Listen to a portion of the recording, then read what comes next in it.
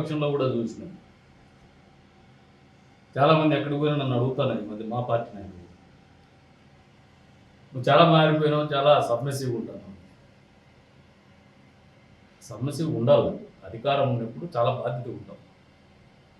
ప్రతిపక్షంలో ఉన్నప్పుడు ప్రజల గొంతుకు వినిపించేటువంటి కార్యక్రమంలో భాగంగా వాళ్ళ తరపున పోరాడేటువంటి పరిస్థితుల్లో ఆ స్ఫూర్తిని కొనసాగిస్తూనే ఆవేశంగా ఉంటాము, ఆలోచనతో కూడా ఉంటాం. కానీ అధికారం ఉన్నప్పుడు ఆలోచనతో పాటు సంయమనం పాటిస్తాం. వాళ్ళు 4 మాటలు తిట్టినా తిట్టించుకొనైనా ఓపికగా ప్రజలకు సమాధానం చెప్తాం. ఏదైనా ఉంటే మా చేతుల ద్వారా వాళ్ళ మాటలకు సమాధానం చెప్పేటువంటి పరిస్థితులు ఉంటాం.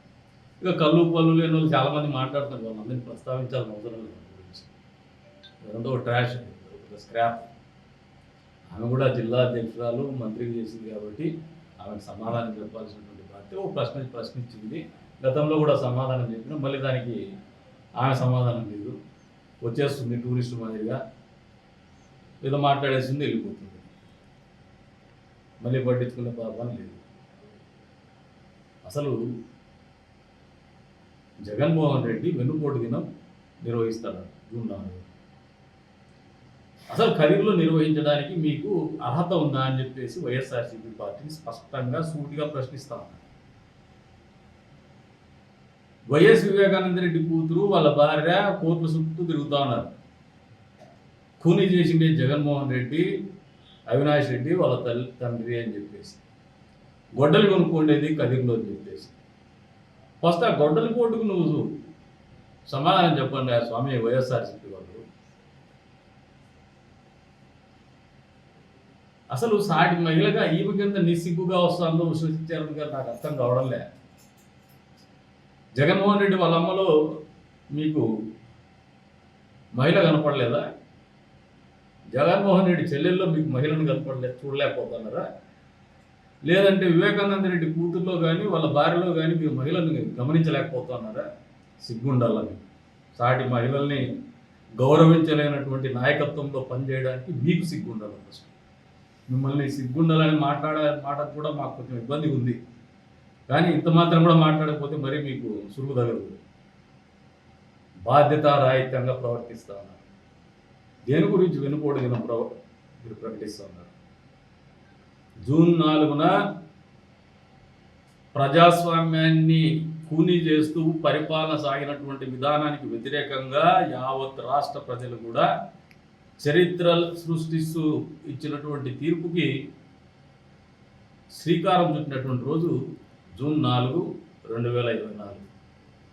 దాన్ని మీరు వెనుపోటు దినంగా ప్రకటిస్తూ లేదు ఆ రోజున ధర్నా చేయాలనుకుంటే ప్రజాస్వామ్యాన్ని అపహాస్యం చేయడము, ప్రజలను అపహాస్యం చేయడం అనేది వాస్తవమని మీరు మర్చిపోతారు. గత ప్రభుత్వం అని చెప్పేసి గత ప్రభుత్వం మాట్లాడతారు. ఏం చేసినాను?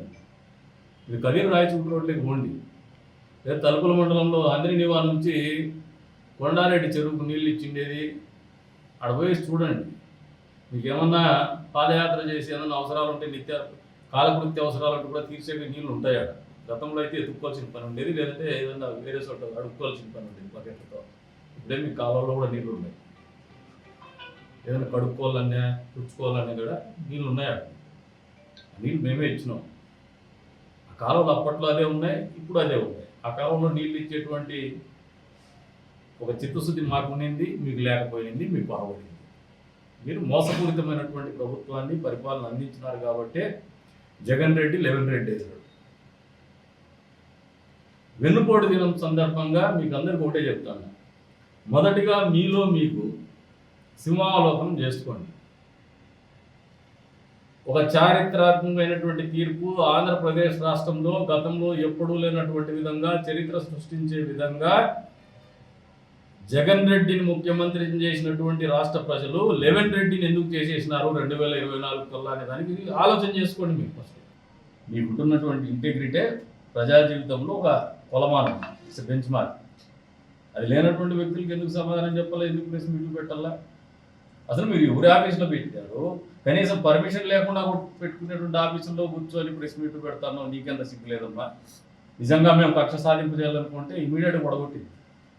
ముట్టుకోలేమేమి, ఎందుకంటే రాజకీయ పార్టీ పెట్టుకొని జూన్ 4 కూడా నువ్వు పెట్టుకో, ప్రొటెక్షన్ కూడా ఇస్తాం, హ్యాపీగా చేసుకో. నీకు ప్రజల్ని కలుపుకొని చేస్తారు. నీకు ఎంత మాత్రం ప్రజలు వస్తారో, మీ సమస్య స్ట్రెంగ్త్ ఏందో, మీ కెపాసిటీ ఏందో కూడా తెలుసుకోండి. జగన్మోహన్ నిన్న మధ్యాహ్నం ఎప్పుడో పెట్టింది ఆమె ప్రెస్ మీట్. నిన్న ఉదయమే గాండ్లపేట మండలంలో FP shop ration shop open చేసేటువంటి సందర్భంగా లెవెన్ రెడ్డి గారి సవాల్ ఒకటి ఇస్తున్నాడు, మీ ఎమ్మెల్యేలని గడప గడపకు పోండి అని చెప్పేసి. దాన్ని నిన్న ఉదయమే స్వీకరించినామని చెప్పినాం మేము. ఈ వారంలో మొదటిగా పెద్దన్నవారిపల్లి గ్రామంలోనే మేము తిరుగుతున్నాం స్థానిక ఎమ్మెల్యేగా. దానికి కూడా ఈరోజు ఫ్లాగ్షిప్ ప్రోగ్రామ్ కింద పెట్టుకొని దాన్ని నేమ్ కూడా చేస్తాం, షెడ్యూల్ కూడా ఇచ్చేస్తాం ప్రెస్ కూడా. నీకేదన్నా అభియోగాలు ఉంటే తల్లి, నువ్వు నీ కళ్ళు పళ్ళు లేని హిజ్రా బ్యాచ్ను లెక్కేసుకొని నువ్వు అక్కడికి వచ్చినా మాకు అభ్యంతరం లేదు. హిజ్రాలు మాట్లాడితే వాళ్ళకి సమాధానం చెప్పాలని అవసరం నాకు లేదు. కాబట్టి ఒళ్ళు దగ్గర పెట్టుకొని ప్రవర్తిస్తే బాగుంటుందమ్మా చరణ్ గారు. ఈసారి నేను కూడా మాట్లాడను, ఎందుకంటే నేను దూషించలేదు. అధికారంలో ఉన్నాం, అందులో మహిళ అయిపోయినాం. నేను ఏదైనా కించపరిచే రకంగా మాట్లాడే ఉద్దేశం కూడా నాకు లేదు. మా తెలుగు మహిళలు ఊరికే ఉంటారని మాత్రం నువ్వు అనుకోవద్దు.